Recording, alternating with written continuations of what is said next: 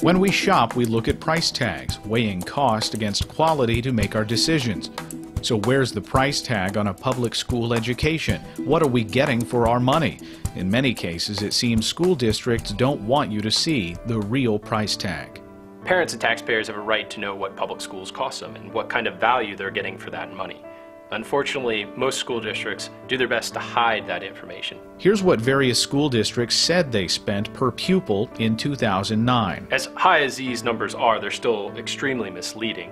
School districts often leave out major expenses like capital costs for new buildings, health and retirement benefits for their own employees, their own debt payments.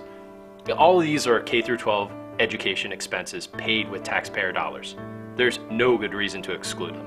Private schools tell parents how much they'll have to pay for a child's education. Public schools should do the same for taxpayers. In order to get the true cost of an education, you need to add in all the expenses school districts typically leave out. Houston School District offers a pretty straightforward example of how districts obscure school spending from parents and taxpayers.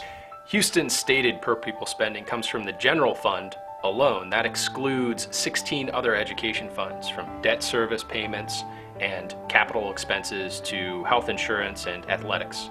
When we add that spending back in, per pupil spending is $12,500. That's 50% more than the district claims. We've also looked at the District of Columbia, where spending is anything but straightforward. DC doesn't even publish a per pupil spending figure.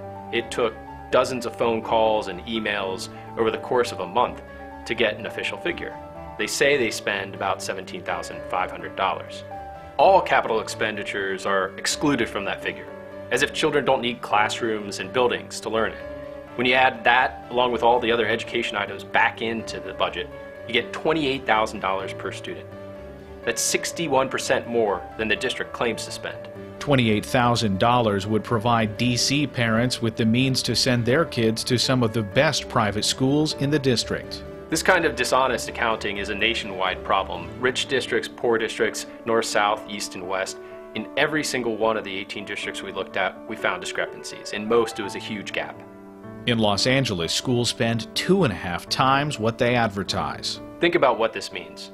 Prices are supposed to steer resources in the economy, and yet taxpayers and parents have a very difficult time discovering the most basic fact about public education: the cost.